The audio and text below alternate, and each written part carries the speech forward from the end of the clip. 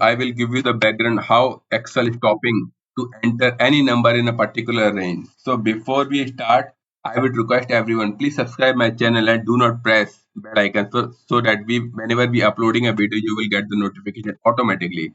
So let's begin. So before we starting this activity, you need to select your range where you want to stop the number and go to the data menu and select the data validation option where you can find many options in the setting tab, but you need to choose custom and press equal and write text function. Now you need to click on any of the cell and you need to freeze this cell address.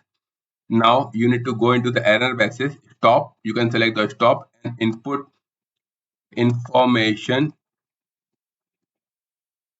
to user. You can enter anything here. You are not allowed to enter number.